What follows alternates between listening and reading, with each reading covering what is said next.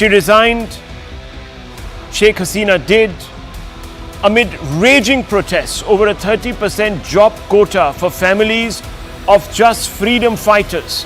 Many people saw this as a deliberate move to provoke those who ended up on the Pakistani side of the fence in 1971-72, viewers.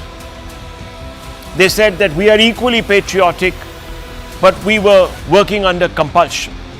The Bangladesh High Court reinstated the quota in June after pleas from 1971 veterans.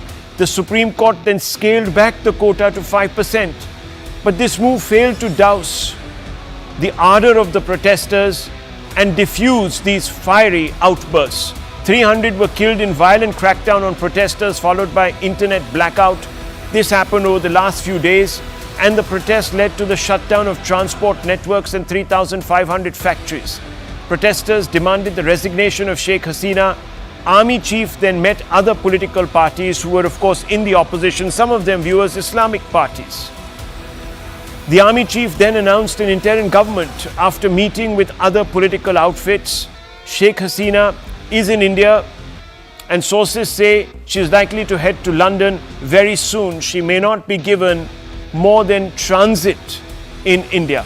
Indeed, like it did in 1975, the Bangladesh army will inevitably work behind the scenes to get the Jamaat-e-Islami, among other Islamist parties, and the Bangladesh Nationalist Party, the BNP, which is the principal opposition, to work out an agreement between themselves to stake claim to power. When, not if, this happens, New Delhi will have a lot to be worried about. The ousted Awami League Party chief and Prime Minister Sheikh Hasina was a temperamental Democrat, but at least she wasn't a flaming religious incendiary. Hasina did very well to keep Sharia law proponents and Islamist obscurantists in check. Towards this end, she deployed several stratagems, and they mostly worked. Women were free. Religious minorities, almost always in danger, had at least a sympathetic ear in the administration. But most of all, India, with a vast Hindu population, could breathe easier on its eastern border. Now forget it. Bangladesh is destined to return to a state of affairs last observed during the 2001-2006 rule of the coalition government of the Bangladesh Nationalist Party and the Jamaat-e-Islami. Incidentally, both these entities have been deemed by certain US courts as, quote, Tier 3 terrorist organizations, unquote. The characterization was prompted by the then Bangladesh state's acquisition of a distinct Islamist halo. The permissive radical culture allowed Pakistan's deep state to also creep into the country and raise a legion of Islamist extremists dedicated to its own bag of dirty tricks. These Pakistan-nurtured Bangladeshi terror cells would go on to set down roots not just in Bangladesh, but as far afield as India's west coast. Here, far removed from their hunting ground in Bangladesh, lone wolves, indoctrinated by the twisted outlook of their Bangladesh-based Pakistani handlers, would display their penchant for grisly bigotry. Remember, viewers, the German bakery bombing in Pune? That happened in 2010, but the seeds were sown when the Islamists were in power in Bangladesh. And they are waiting in the wings. They are denigrating secular activists, bloggers, and religious minorities to delegitimize their views and create a space for their own views. Backing parties like Jamaat-e-Islami and Bangladesh Nationalist Party and their use of religious rhetoric to mobilize support. They are playing to Muslim conservative gallery by criticizing Hasina's support for women's rights and minority freedoms. They're also whipping up anti-India sentiments by fanning fears of Hindu nationalist expansionism under Modi's NDA. Now, while it might take a few years for the clock to go back to that dark time, one in the immediate cannot but feel for the hundreds of thousands of Hindus who live in Bangladesh. The Hasina years saw some terrible excesses against Hindus, but they were not nearly as frequent or diabolical as they were before she took office. And because she did a wonderful job, as I already told you, to crack down on these Islamist organizations. She cracked down on Jamaat-ul-Mujahideen Bangladesh, the JMB, and the Ansarul Bangla team, the ABT, banning them and arresting their leaders. The execution of war criminals from the leadership of Jamaat-e-Islami, a party accused of war crimes during Bangladesh Liberation War in 1971, which weakened the Islamist movement. Bangladesh has enacted strict counter-terrorism laws. Hasina government has strengthened its intelligence agencies to monitor and prevent Islamist activities. She has encouraged moderate Islamic scholars and organizations to promote a peaceful interpretation of Islam. All of this is in danger of coming undone in the days ahead. Viewers, let me tell you that as the new regime consolidates power, New Delhi has a tricky task at hand. It can't totally abandon its assets in Bangladesh, but it will have to considerably warm towards those it least favors. And New Delhi cannot afford to wait and watch, because its greatest rivals in these parts, Pakistan and China, have a head start. In fact, as ironically as this may sound, even the Americans under Biden have made greater inroads than New Delhi among the opposition that has opposed Hasina. India has vast experience in playing both sides, but it has been guilty of not pivoting fast enough. Let's see, viewers. Let's analyze the challenges ahead. We're joined by Lieutenant General Sheikh Hasina, defense expert, served in the military, defended India's interests. Maruf Raza, defense analyst, is here with us, needs no introduction. I worked with him for many years, unbroken years. Brahma Chileni, strategic affairs expert. Anand Ranganathan, columnist, all together tonight to break these events down. Let me first begin with you, General Hasnan. How do you see the security situation now unravel as it is in Bangladesh? Who do you see is going to really take control in this vacuum, and how will all of this play out for India? Thank you, Rahul. Thank you, first of all, for inviting me for this very, very important show. And let me say that your introduction has been absolutely spot on. Are you hearing me well enough? I can, sir. Perfectly, yes. Right. In your excellent review, I may just add one more thing before I really respond to your question. Perhaps we could also add the angle of ISIS. 2015, I visited Dhaka at the invitation of the Bangladesh army. And one of the things I experienced at that time, that was the time when the ISIS was trying to make inroads into Bangladesh. And this was the time when Sheikh Hasina's resistance against these inroads was extremely strong. Although a number of intellectuals had been killed, I think about 38 to 40 intellectuals had been assassinated at that particular time. In her time, she managed to hold on. This is something which reinforces your argument. But this was India's worst fear. There's no doubt about it. This was my worst fear, that we really don't have a plan B and options beyond Sheikh Hasina. And that's what exactly we are facing today. To specifically answer your question, it's a very tricky moment at present. I've served with the Bangladesh Army in the United Nations a number of times. And I do feel that there are some very good professionals, very good pragmatic leaders, but there is a house divided within the Bangladesh Army too. There is an element, a radical element within the Bangladesh Army, which has always connived with the Bangladesh National Party, with the Jamaat-e-Islami, etc. And therefore, you can expect that there will be a divided house within the very organization which is trying to control the situation in Bangladesh at the moment. I see the next few days extremely sensitive, although I'm quite certain that given its track record, the Bangladesh Army will still come out on top and hopefully will be able to put down all the heads of these various hydra-headed monsters which are emerging at this particular moment. Okay, that's a very interesting analysis. First up, let me bring in strategic affairs expert Brahma Chileni and Maruf Raza into the conversation. Mr. Chileni, there is a power vacuum. We can see it now.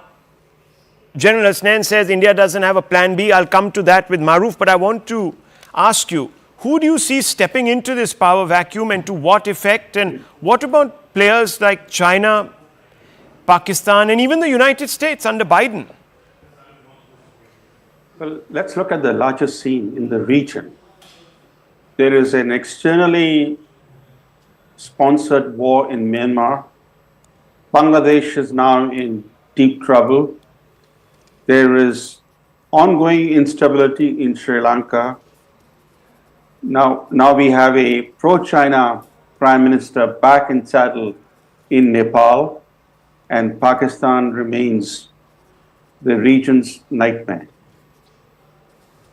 So what's unfolding in Bangladesh constitutes a severe setback for India, because whatever happens in Bangladesh impinges on Indian security directly.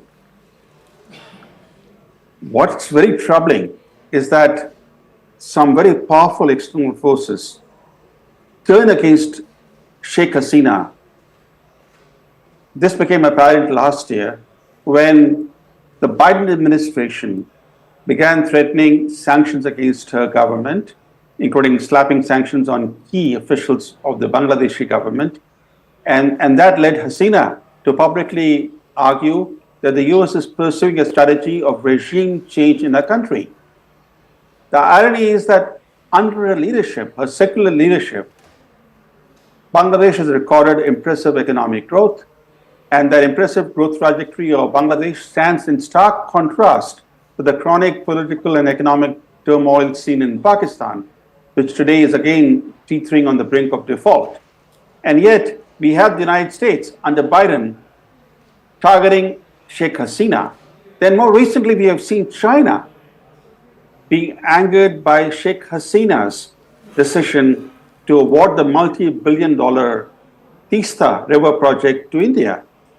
China thought that that project will be awarded to it because it had formally put in the proposal, it had offered attractive terms, but Right. diplomatic persuasion by India made Sheikh Hasina change her mind. After all, that project is coming up near India's chicken neck, and India didn't want Chinese engineers and technicians and other Chinese to be present in that sensitive region. So Sheikh Hasina, during a recent New Delhi visit, was agreed upon. She agreed on about the Indian concerns, and then when she went home, she announced that she would be giving India that project, even though China is ready to undertake that project, and that really angered Beijing. So there were these powerful external forces that wanted her out, and certainly the domestic Islamist elements had been gearing up for an opportunity to take up arms against her government, and this student-led anger over the quota system became the trigger to unite the various disgruntled elements in Bangladesh. And what a dramatic 48 hours we have seen in Bangladesh. In 48 hours, what a government that looked stable, a government that would stay on for several more years. That government is gone. It crumbled like a house of cards. Yes, scary situation. And even as we discuss this, Maruf Raza, Rahul Gandhi discusses the Bangladesh crisis with EAM, Mr. Jaishankar. And we're also being told that the EAM is going to make a big statement tomorrow in Parliament about the state of play in Bangladesh. But Maruf Raza, fundamentally now, India has a bit of a problem. On the western flank, it has a regime that is sympathetic to Islamists. And now on the east, you have a situation where Islamists are eyeing an opportunity. This sort of opens two fronts with porous borders, at least on the one side, complicates the situation. Yes, Rahul, good to be on the show once again with you. And the important thing to understand is we have to adopt a more aggressive and a different turn of approach to our dealing with countries like Bangladesh in our neighborhood. I've always complained that we spend too much of our energy trying to kowtow to the Americans and play to the Western tunes. But what we need to do is we need to put our energies together to have our neighborhood totally engaged with us. You see, it's not the first time that India has missed the writing on the wall when a regime or a government was toppled, simply because either our diplomats were sleeping and they were not warning Delhi enough, or the warnings were being ignored, like it happened in our history, whether with the Chinese build-up on our borders in the 60s, or more recently, what Pakistan was planning to do in East Pakistan and later Bangladesh, because you have to preempt and prepare for every move that is going to take place in your neighborhood. A stable neighborhood is essential for India to be able to make its position known. The second and most important thing is, we should not forget the fact that Bangladesh has a sort of world record of having military takeovers and coups, some 225 upwards, and another equal number were failed coups. But Bangladesh has had the military marching in, as S.E. Finer called them, men on horseback. And finally, China's role should be looked at very seriously, because more than 80% of the military equipment to the Bangladesh army comes from China. We are in the neighborhood. We're keen to sell weapon systems, but China has manipulated and managed to control the entire market that Bangladesh offers. Why is it so? Because you see, military arms sales is a good way of having leverage over a country that you sell weapons to, like America and Russia have with India, and others can have with Bangladesh, including India. The fourth and most important thing is that in Bangladesh, there is the debate between the moderates and the hardliners. The moderates are essentially led by Sheikh Hasina and her gang, and the hardliners have tried to topple her, not now. At least I have known it for the last 10 years or so. They always pop up like jacks in the box, and they want to have a say in Bangladesh's politics. Now, Bangladesh is a country that really was being seen as a success story in the third world. And Bangladesh was very keen on. I think we've lost Maruf Raza there as he was making an important point. But let me open this up, because we have to also get back to our experts and ask them about how India is going to respond. Dr. Ranganathan, very quickly, there is this worry now, and it's an incipient worry, that a large number of minorities in Bangladesh, specifically Hindu minorities, might find themselves in great peril going forward. Absolutely. Good evening, Rahul. On this very troubling day with troubling news, and I'm glad we're having this discussion. There's so much to learn for a layman like me amidst a panelist of experts. But I just like to say a couple of things.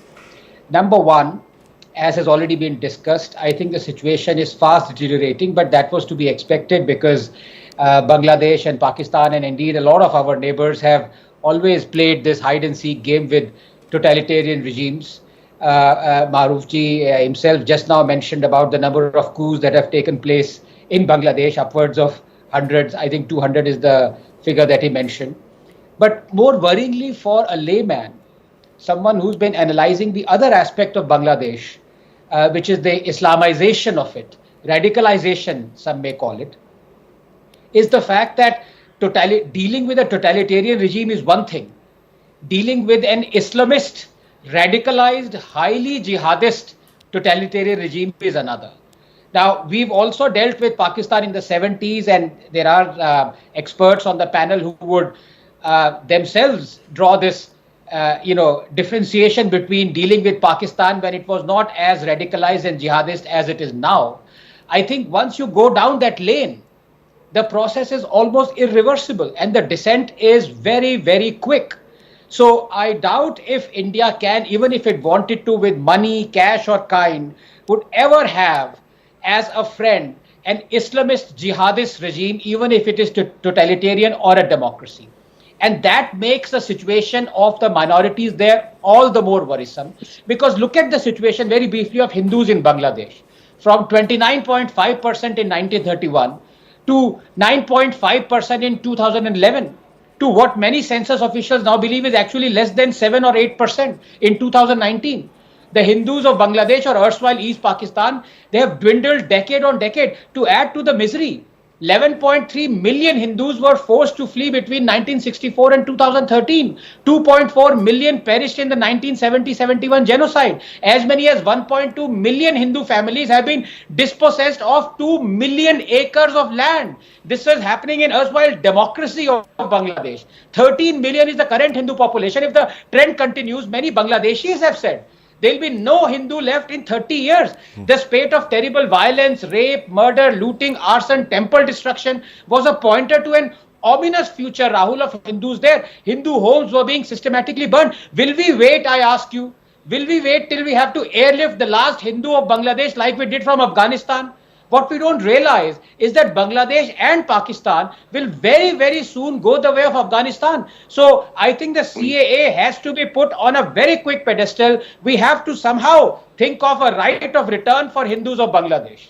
Okay, well, those are those concerns. General Hasnan, how real is the fear that Bangladesh is following the Pakistani arc, the trajectory into this descent, both of chaos, state instability, as well as Islamization? That's a very interesting question, no doubt. For very long, in fact, right from the time of the Zia doctrine, when the issue of radicalism came into Pakistan, the intent was always to spread this arc around India as much as you could, and perhaps spread further into Southeast Asia, strengthening it along that. All this while, Bangladesh has held on as a bulwark, comparatively as a bulwark. There have been periods of time when, of course, the BNP has been in power, the Awami League has been out, but for the last 20 years, on 31st of July, I think 20 years were completed. For the last 20 years, we have had the advantage of having the Awami League there, if nothing else, to resist this particular onslaught which you talk about. So I would say that this is one of the most important issues we should be concerned about. We are I'm fully in agreement with what Ranganathan Saab says. The fact is that we have to move quickly, but we cannot move far too energetically on this, because things are going to move. No doubt they're going to move at a fast pace in the next couple of days. But we have a lot of friends in the Bangladesh army, in the Bangladesh armed forces. The two armed forces have served together for many, many years in the United Nations together. Our diplomatic corps is well enmeshed with each other. I'm sure the Indian state can make inroads still, continue to establish its networks all over Dhaka, which have been there for very long. And hopefully that is what will be the saving grace for India at this particular time. Because I don't think I would like to do something which is far too energetic in the sense of closing down your borders or, sort of putting armed forces on your borders and things like that. Those may be gestures which may ultimately not be something taken kindly in the longer time frame. Right. Mr. Chileni, India, of course, invested a great deal in the relationship with Ms. Hasina. Now you have a situation where a bunch of people who were very inimical to her are probably going to come into power. How does India make this transition? How does it balance the new equation? Rahul, it's very unclear what the new government will look like. We do not know whether the new government will be a largely military government or a civilian government with the military calling the shots behind the scenes. We do not know whether the BNP and the Jamaat will have influence in the new government. We do not know what the future of the Awami League will be. These are all important questions. What India should do is to play a low-key role at the moment, because the last thing we should be doing is to be seen as openly interfering in the affairs of Bangladesh. That will create a severe backlash against India and endanger our citizens, endanger our diplomatic missions in Bangladesh, and it will unravel the great work that was done between India and Bangladesh during Sheikh Hasina's 15-year-long tenure. We gained transit rights to Bangladesh. We collaborated on many things. We are sharing intelligence. all those things will unravel if we are seen as being tied to one party or to one ousted leader.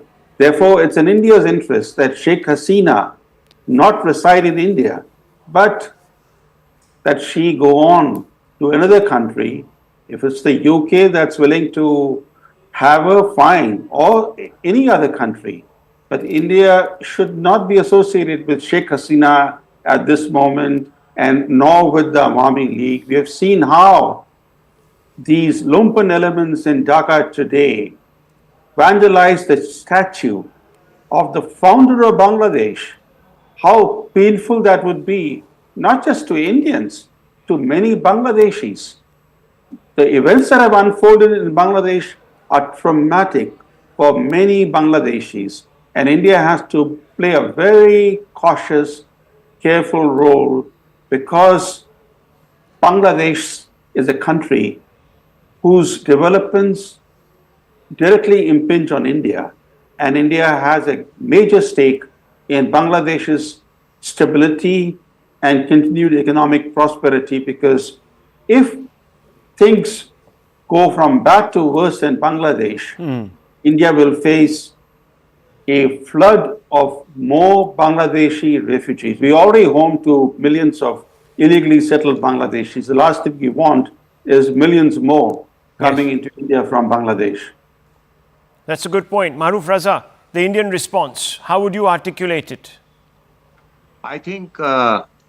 Brahmachalani has made a very good point in the end, that let us not get overwhelmed by a sense of hospitality for those who take shelter in India, because we've seen the cost of that, and that led India and Mrs. Gandhi in particular to look for war as an option to send them back.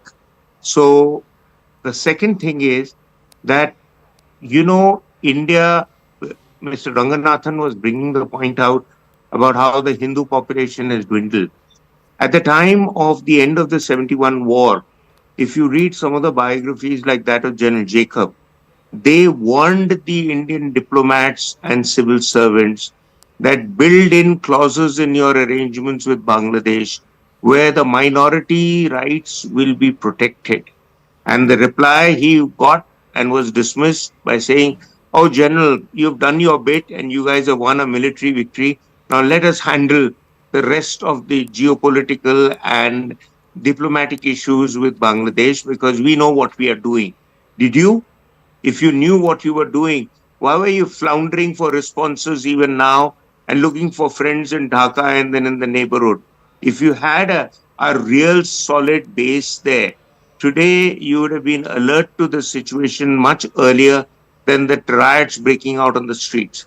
The third point we must understand is that by accommodating minority populations from Bangladesh or Pakistan, the CAA argument is one argument. But the second argument is counter that, is that you do not accommodate populations from unsettled societies because you open the door open. You keep the door open then for a lot of people who can claim to be political refugees. And you have a problem. Can we take in another 5 million or 10 million? I mean, do we have the capacity? Do we have the funds? Do we have the resources? Do we have a plan or an infrastructure? My final point, Rahul, and I'd like you, somebody of your stature, to ponder over it, that we need a plan. And what is that plan? That plan has to be put together by people who understand Bangladesh, not just diplomats who are serving there right now, because they are going to be looking for the fastest posting they can get and move to another country which is more stable. Whereas if you have people with experience in Bangladesh, like Sheikh Hasina is one, there are many others who understand Bangladesh. If they are roped into your counterforce to the issues in Bangladesh, to give advice to the government, that listen, let us provide a stable hand to ensure that Bangladesh doesn't go off on the rails.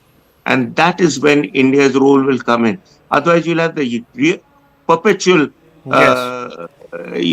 devils, that is the United States and others, coming in to give their advice. Their advice hasn't worked anywhere in our neighborhood and is not going to work. Well, very interesting perspectives, viewers, from very experienced minds.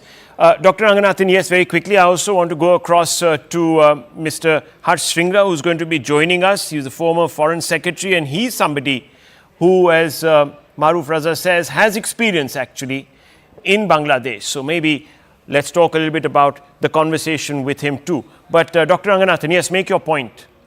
Yeah, I just wanted to make a very brief point again as a layman, and this is where I might expose my ignorance because I'm sitting amongst experts. I think the point that Brahmaji made was the most pertinent one.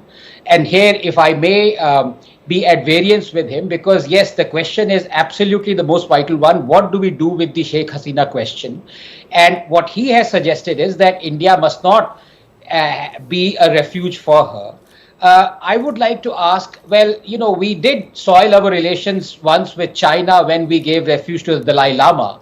Should we then do realpolitik or should we do the right thing? I think that's the question. I think India should come, as a layman, of course, India must come across as a time-tested friend because Sheikh Hasina was our friend. We must help her. Okay. That is what my Mr. Chilani, would you like to respond to that? What would be the downside if we were to continue romanticize that relationship and say, look, we are choosing our friends wisely and perhaps in the process also our enemies. But how do we do this? Well, please don't get me wrong. Yeah. I want India to provide refuge to Sheikh Hasina until she's safe and secure in a third country. She can stay in India as long as she wishes, but her ultimate destination should be another country because we should not be associated with her because that will trigger anti-India sentiment and even anti-India attacks. Our diplomatic mission in Dhaka can be attacked. At the moment, we are not sure about the safety of our own diplomats in Dhaka. We are at a very tenuous point. We don't know whom to call for protection. So today we are in a very difficult situation where there are many Indians, including students in Dhaka and other places in Bangladesh. That point needs to be, yes, that point needs to be amplified. It's well made. Wait and watch. Don't rush in. Only fools rush in, as Mr. Chilani said short while back. But I think this has been a very valuable conversation with General Hasnain, Maruf Raza, Mr. Chilani, and of course Dr. Ranganathan. I now want to bring in former Foreign Secretary Harsh Shringla, who joins us. He was also, of course, a former Indian diplomat to Bangladesh. Mr. Shringla, Your Excellency, thank you very much for speaking to me. I want to ask you first, what led to this sudden political coup? I mean, I'm hesitating to call it a military coup only because there was sort of facilitation. But what led to it? What was the trigger? Who was behind it? Well, I mean, obviously, we have been, observing the situation over the last couple of weeks. And I think it obviously took on more, I would say, alarmist sort of for the last few days. Yeah. And this morning we saw a lot of people out on the streets. And I think, the, let's say, pressure of, the entire protests and demonstrations led to Sheikh Hasina leaving the country and the military under the Chief of Army Staff taking over and announcing the setting up of an interim administration. We can see that the situation on the ground is still not fully under control. Naturally. This is something that we have to wait. But Mr. Shringla, let me ask you, what is the assessment in security circles and diplomatic circles? Who's really behind this? There obviously have been a large number of protests triggered by a particular decision, but many people say that momentum has been given oxygen by certain players. No, from a security perspective, I think it is obviously important for us that there is peace and stability in our close neighbor Bangladesh, that the situation settles down, that the law and order situation is brought under control, that the protesters, having attained their objectives, now should go back home, and that there should be an interim, as is announced, an interim administration that should provide, the governance that would create the conditions for the restoration of a democracy in a viable manner.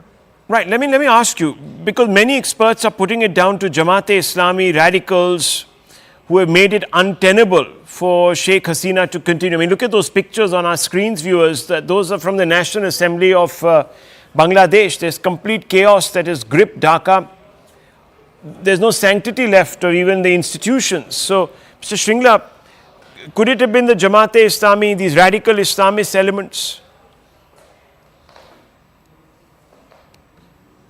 Yeah, we've seen the very active involvement of certain radical Islamic groups like the Jamaat-e-Islami and their student or youth wing, the Jamaat Shibir.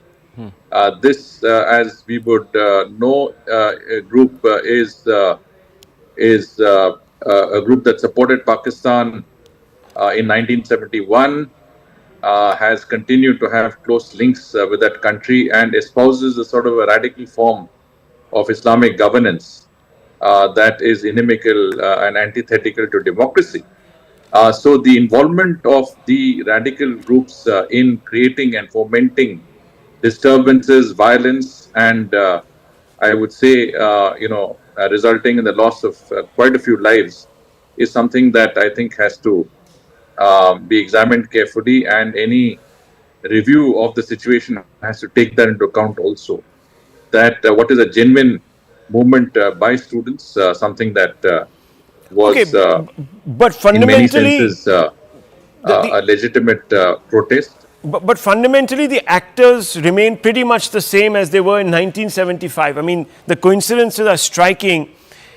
In 2001, 2006, between that period of 5 years, we saw the Jamaat-e-Islami as well as the BNP, the Bangladesh Nationalist Party, coming together. Again, the army is supposedly trying to sort of get these two entities together. And that replay must concern India, because that was not a good period for us. Yeah, well, I don't think we can say that the situation now would immediately fall into the hands of Islamists or governments, or opposition groups that could be inimical to our interests. Right.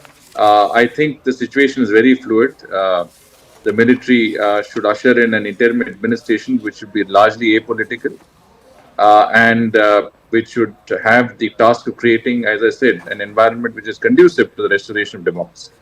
The opposition groups obviously will try and find a way through some of these different channels that are already sort of agitating and trying to get a share of that power structure. But we have to see how that works. Very quickly, Sheikh Hasina is, of course, here in India. We have the NSA who's gone out, in fact, to receive her, and obviously there are confabulations going on. The EAM has briefed the Prime Minister. He's also briefed the LOP. There's going to be a big statement tomorrow. Sheikh Hasina hopes to get secure, safe passage. How can India balance the Sheikh Hasina question with the new realities, Mr. Shringla? Look, I mean, we have certainly seen a vast amount of progress in India-Bangladesh relations over the last 10 to 15 years. And Sheikh Hasina has been, very responsive to India's concerns, especially when it came to security, ensured that Indian insurgent groups operating out of Bangladesh were expelled, that there was no terrorist activity that went out of Bangladesh, that our northeast was not stabilized. In return, India contributed significantly to Bangladesh's development. And I think we saw some enormous progress in terms of connectivity, in terms of trade, in terms of investments and people-to-people contacts in the last 10 to 15 years. Today, the situation is such that I think there is a strong relationship between governments of the day, but there is also a strong people-to-people connect. India and Bangladesh have a connect which goes far beyond governments, which is linked to language, culture, ethnicities, and I think there are very, very deep links there. And I think those links are important. I mean, Bangladesh will be a friend, and we need to engage whichever governments or dispensations are in power at any given time. Okay. So that we can continue to work with it.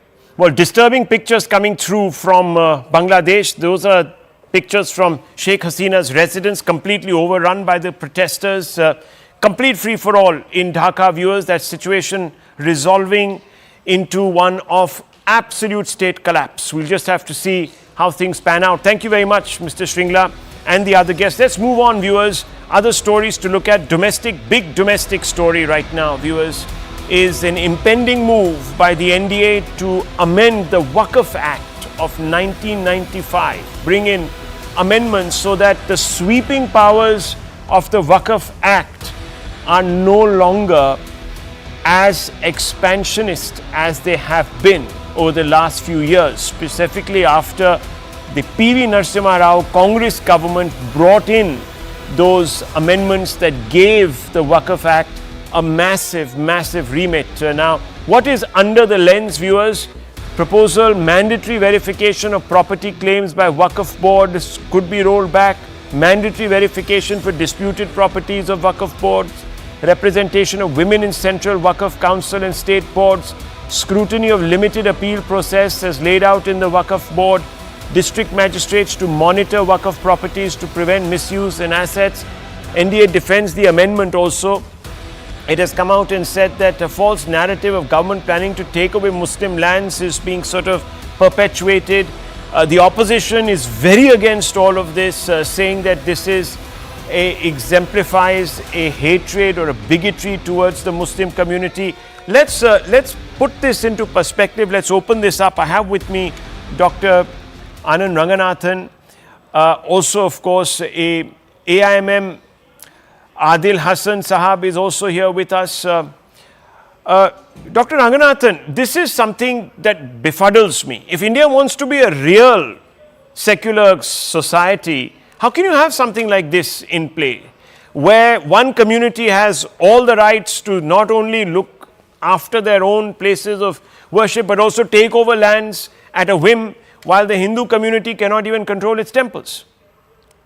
Good evening, Rahul. Look, Waqf is the parallel system of running governments, and it has to be removed, this act, if India is to be stopped from becoming an Islamic Republic of India. It is the third largest landowner in India after defense and the railways. Much of its land holding, rather amusingly actually, is pre-independence, an endowment of the insidious give and take between the British and the Muslims they desired to pacify. Indeed, many of the Waqf land holdings go as far back as 1857. 77% of Delhi is on Waqf land, including the Delhi High Court. Central Vista, which has recently been renovated and on whose hallowed turf new government buildings will shimmer and glisten, is on Waqf land. CGO complex and Jawaharlal Nehru Stadium are on Waqf land. Only three things are certain in an Indian's life, Rahul: death, taxes, and that knowingly or unknowingly he ends up walking every day on Waqf land. The Waqf Act, in fact, is one of 8 reasons why Hindus, I believe, are 8th class citizens in their own country. Waqf essentially means that any donated property belongs to Allah in perpetuity. A Waqf Act decides any property adjudged by Muslim law as pious, religious or charitable becomes Waqf. The boards are headed and constituted by Muslims. Section 28, let me run through some. Section 28 gives it power to order even a collector. Section 8 says the state has to pay for the Waqf survey. This is in direct violation of Article 27 of our Constitution that says, quote, no person shall be compelled to pay any taxes, the proceeds of which are specifically appropriated in payment of expenses for the promotion or maintenance of any particular religion or religious denomination, unquote. Section 40 says the Waqf board can declare any property as Waqf property. And if it is a property that was held by a trust, the board needs to notify the registrar, who may or may not notify the trust. So you may not even know that your property has become Waqf property. Section 107 says Act 36 of 1963 Statute of Limitation will not apply for recovery of Waqf property.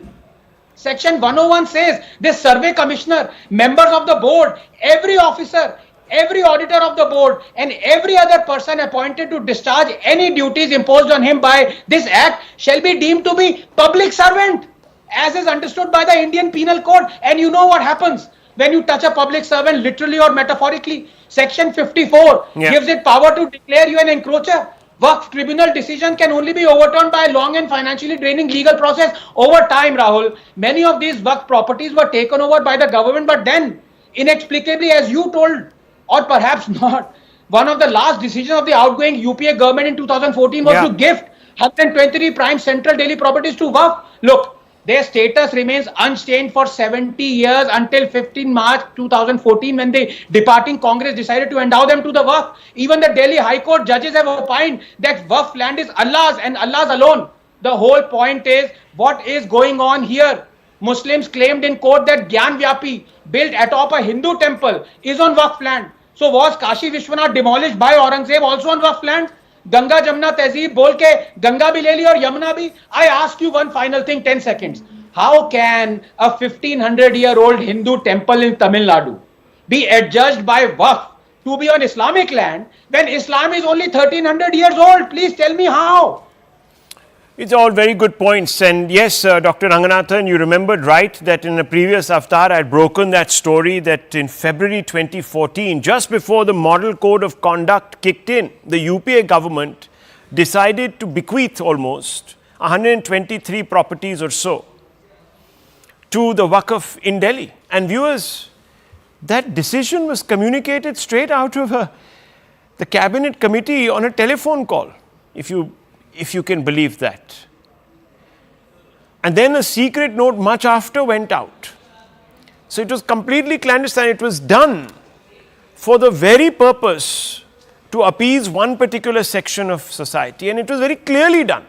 So Adil भाई, मैं आपसे एक सवाल पूछना चाहता हूँ कि एक सेक्युलर देश में एक कम्युनिटी को इतना पावर, अनइक्वल पावर कैसे मिल सकता है? सेक्युलरिज्म मीन्स कि भैया state regards everyone is equal, ये अनइक्वल कैसे हो गए?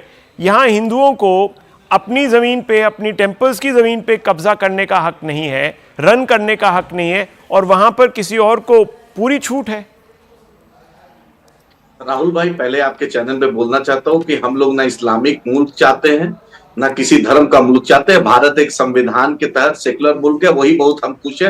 रंगनाथ साहब को बार बार इस्लामिक इनको इतना याद आता है, पता नहीं इतना इनको मोहब्बत क्यों हो गई है पाकिस्तान बांग्लादेश से। मगर आपके जो उस्ताद हैं AIMM के जो चीफ हैं, उन्होंने तो कहा है कि उनको ये एकदम बिल्कुल रिजेक्ट करना है ये वक्फ का। वो कहते हैं अमेंडमेंट नहीं हो सकता, ये RSS एजेंडा है। कैसा RSS एजेंडा है सर?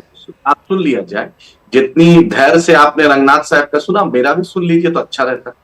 पहली बात की जो हिंदू अनडिवाइडेड प्रॉपर्टी में टैक्स रिबेट है, रंगनाथ साहब से पूछेंगे वो टैक्स रिबेट को ये क्या मानते हैं? सर ये सब मेरी बात सुनिए, ये मामला है नहीं। One second, I have to step in, viewers, because I'm running out of time in any case. No, I wanted a simple and straightforward answer. There are allowances made under the Waqf Act to one community, much beyond the remit of allowances that are given to other communities. Now, no one is saying do away with the Waqf Act, but there are certain things that need to be curbed to make it more palatable to the constitutional setup. How can anyone have a problem with that? Anyhow, viewers, we will continue this debate another time when the bill is brought, and we are being told it could happen either in this week or early next week. I'll leave it at this, viewers. Anand Ranganathan comes up with the right stand.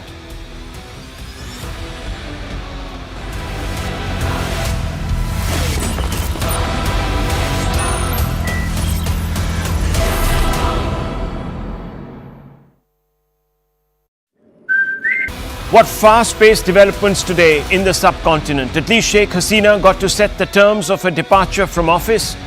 The military got her to sign on her own resignation, rustled up a plane and flew her out to Delhi. Sari and smile, we're told, all in place. She's landed just a few moments ago at Delhi's or Hindon Airport just outside of Delhi. Her own father, Sheikh Mujibur Rahman, wasn't half as lucky, even though he stood accused of almost the same sins. On August 15, the day India marks its independence, Bangladesh mourns its founder's assassination. The crime of unimaginable thanklessness sent ripples across the subcontinent in 75. And I'm talking about 1975. Today, 50 years later, almost to the date, Rahman's daughter has been ousted from power by the very same troika that did her father in. Viewers, what we can tell you, of course, is a little bit of the background. She resigned, Sheikh Hasina did, amid raging protests over a 30% job quota for families of just freedom fighters. Many people saw this as a deliberate move to provoke those who ended up on the Pakistani side of the fence in 1971-72, viewers. They said that we are equally patriotic, but we were working under compulsion. The Bangladesh High Court reinstated the quota in June after pleas from 1971 veterans.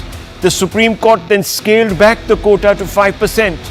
But this move failed to douse the ardor of the protesters and diffuse these fiery outbursts.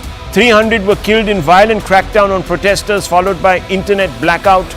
This happened over the last few days, and the protest led to the shutdown of transport networks and 3,500 factories. Protesters demanded the resignation of Sheikh Hasina. Army chief then met other political parties who were, of course, in the opposition, some of them, viewers, Islamic parties. The army chief then announced an interim government after meeting with other political outfits. Sheikh Hasina is in India, and sources say she is likely to head to London very soon. She may not be given more than transit in India. Indeed, like it did in 1975, the Bangladesh army will inevitably work behind the scenes to get the Jamaat-e-Islami, among other Islamist parties, and the Bangladesh Nationalist Party, the BNP, which is the principal opposition, to work out an agreement between themselves to stake claim to power. When, not if, this happens, New Delhi will have a lot to be worried about. The ousted Awami League Party chief and Prime Minister Sheikh Hasina was a temperamental Democrat, but at least she wasn't a flaming religious incendiary. Hasina did very well to keep Sharia law proponents and Islamist obscurantists in check. Towards this end, she deployed several stratagems, and they mostly worked. Women were free. Religious minorities, almost always in danger, had at least a sympathetic ear in the administration. But most of all, India, with a vast Hindu population, could breathe easier on its eastern border. Now forget it. Bangladesh is destined to return to a state of affairs last observed during the 2001-2006 rule of the coalition government of the Bangladesh Nationalist Party and the Jamaat-e-Islami. Incidentally, both these entities have been deemed by certain US courts as, quote, tier 3 terrorist organizations, unquote. The characterization was prompted by the then Bangladesh state's acquisition of a distinct Islamist halo. The permissive radical culture allowed Pakistan's deep state to also creep into the country and raise a legion of Islamist extremists dedicated to its own bag of dirt. Climate change is on our doorstep. It's time for a revolution to take root. And it starts with 1.4 billion Indians. It starts with one tree. One tree for humanity. One tree for Mother Earth. One tree for a future. Project One Tree, a News 18 network initiative. Co-powered by These Pakistan-nurtured Bangladeshi terror cells would go on to set down roots not just in Bangladesh, but as far afield as India's west coast. Here, far removed from their hunting ground in Bangladesh, lone wolves, indoctrinated by the twisted outlook of their Bangladesh-based Pakistani handlers, would display their penchant for grisly bigotry. Remember, viewers, the German bakery bombing in Pune? That happened in 2010, but the seeds were sown when the Islamists were in power in Bangladesh, and they are waiting in the wings. They are denigrating secular activists, bloggers and religious minorities to delegitimize their views and create a space for their own views. Backing parties like Jamaat-e-Islami and Bangladesh Nationalist Party and their use of religious rhetoric to mobilize support. They are playing to Muslim conservative gallery by criticizing Hasina's support for women's rights and minority freedoms. They're also whipping up anti-India sentiments by fanning fears of Hindu nationalist expansionism under Modi's NDA. Now, while it might take a few years for the clock to go back to that dark time, one in the immediate cannot but feel for the hundreds of thousands of Hindus who live in Bangladesh. The Hasina years saw some terrible excesses against Hindus, but they were not nearly as frequent or diabolical as they were before she took office.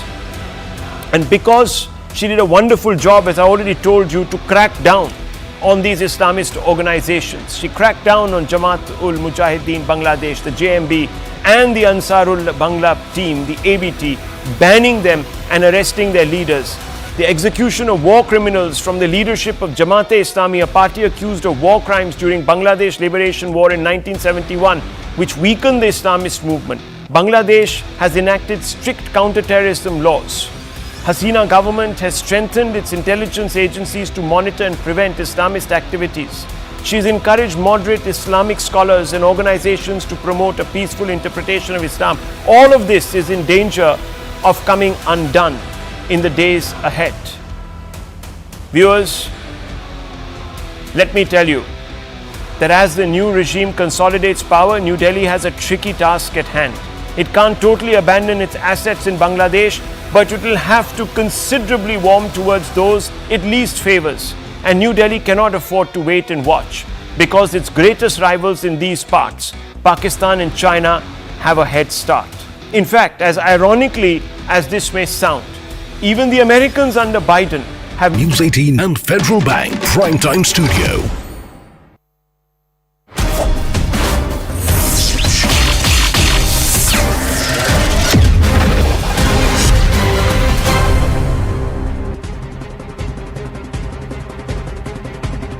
Namaste, Jai Hind and welcome to this edition of The Right Stand. I'm Anand Narasimhan coming to you live from the CNN News 18 and Federal Bank Primetime Studios. First up, ladies and gentlemen, the story that should trouble all of us because these developments in the neighborhood seldom augur well